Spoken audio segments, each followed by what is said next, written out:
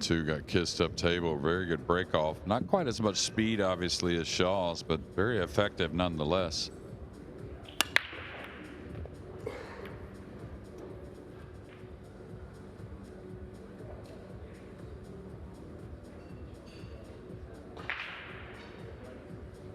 Is he going to bank the two cushions down below the 9, try and come behind the 7, I guess?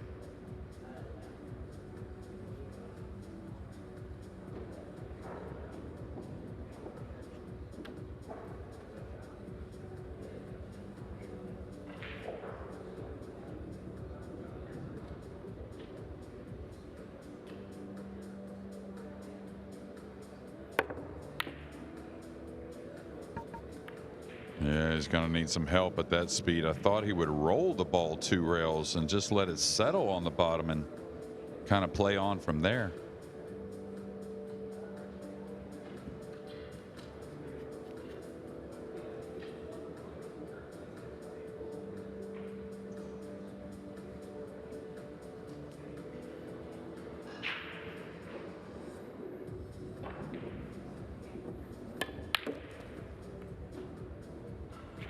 It really is astounding how one shot can change the whole feel, the whole complexion of a match. You just knew that was going to happen.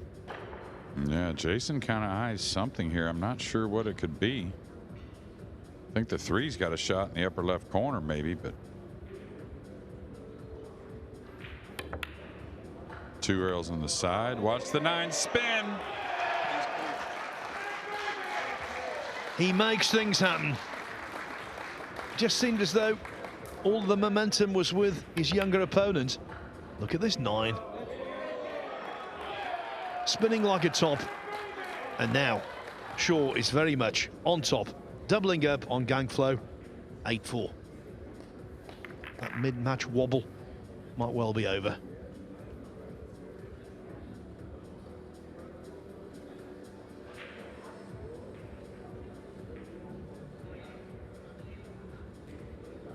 Can't wait for tomorrow, actually. We've got so much to look forward to. I can tell you the matches in place in the last 16. Duong Kok Wang will take on the comeback man, Michael Boanen.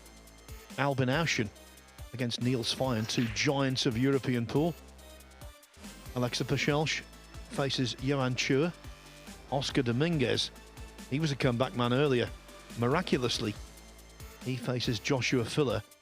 And the whitewash exponent, Woo Kun Lin, is up against Dennis Grabber, who bounced back from an early whitewash in this tournament to play some great pool today. Grabber beating John Morra 10-1 in the last 32. That after beating Carlo Biardo, the world 9-ball champion, 10-3 in the last 64.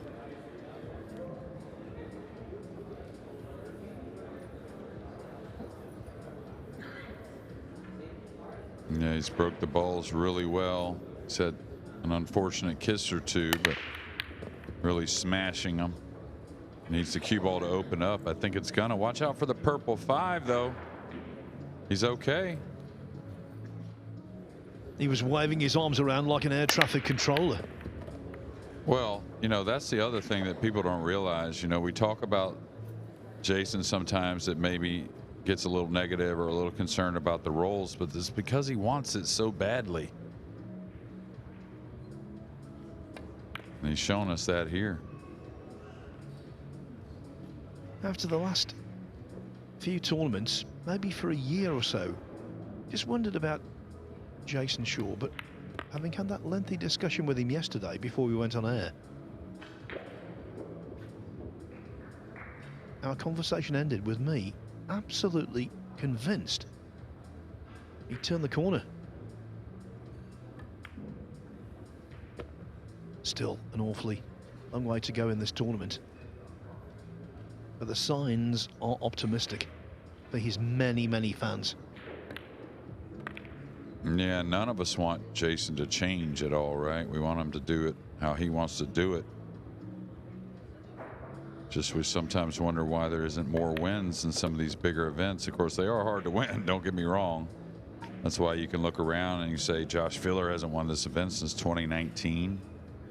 who knows, you know, when that'll happen again. It's just that tough. But Eagle Eye is so talented, and again, with so many fans, we want to see him win more events.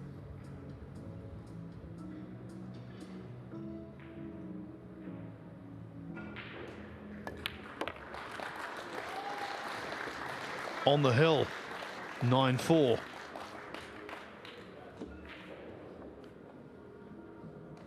That was a breaking run out, but I think everyone will recall that 9 ball going in. That turned the tide.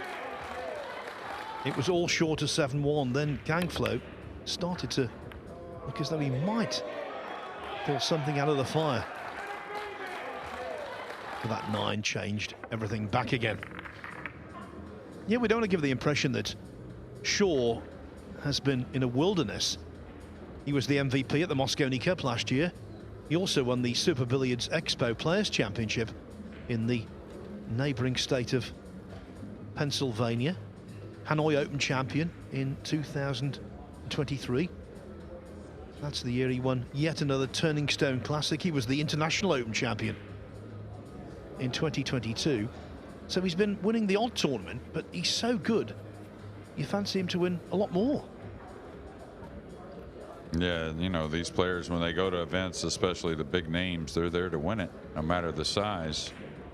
But the big events, you know, the titles with all the big names on the trophies and the history books, those are the ones they really want to grab a hold of. And then all these players also know when you have that chance, you got to strike, because it doesn't get any easier, this game of pool.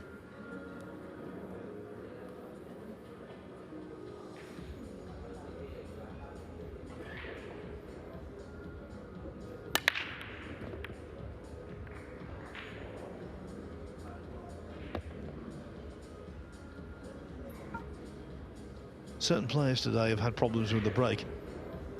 You could never say Shaw has. No, he's got 3 or 4 different ones he can use. That's obvious to me. And now he's got to figure out a shot he likes on this opener. May go for the bank to the lower left, really. He can draw over and play position on the 3. It's not terrible.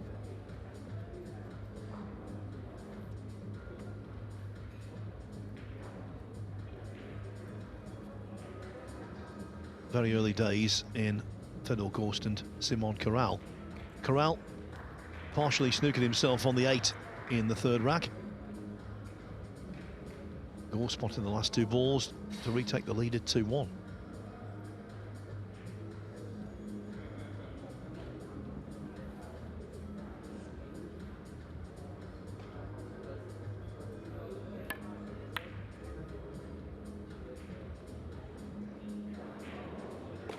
Yeah, the only thing he didn't want is it to hang. Thought it may get up the rail a little bit near the 6, but still nothing easy from just about as far across the pool table as you can have.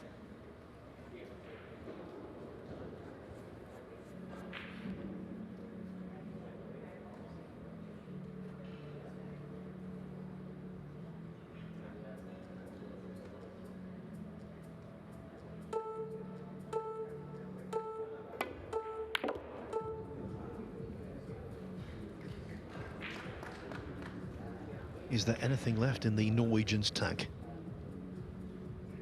Since he won the US Open in 2017, Shaw's had his moments in this tournament. Famously, he was the one who thumped Judd Trump when the snooker star entered this event, beat him 11-1.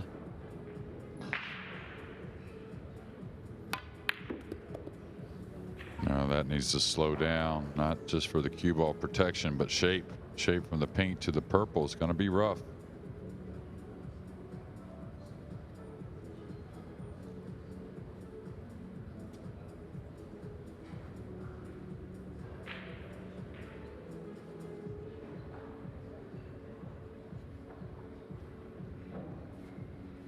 He may have to jack up the cue here, jack up the backhand and really punch this, kind of go towards that left middle to avoid the green and the 9.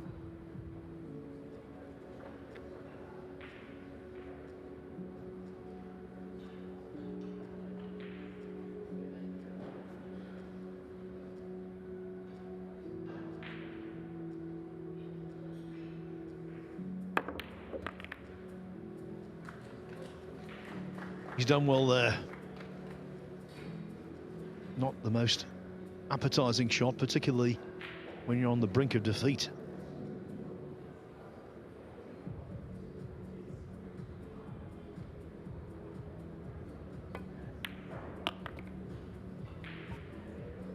Caught that a little heavy, a little short stroke really, and now in a funny position on the 6, kind of from nowhere.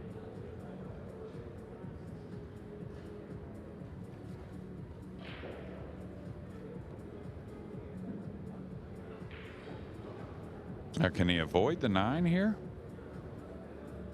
Can he draw out of this? I guess so.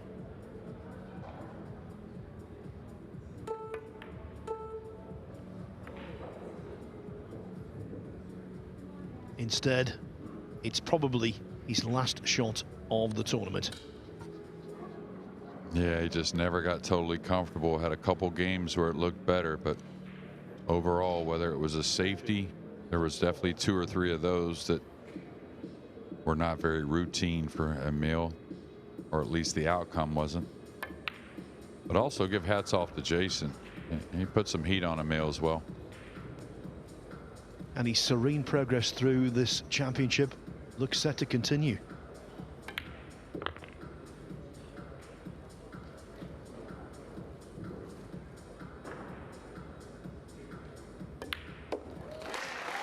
Jayson Shaw, looking to win the US Open for the 2nd time, defeats Norway's finest, Emil Gangfløt, by 10 racks to 4.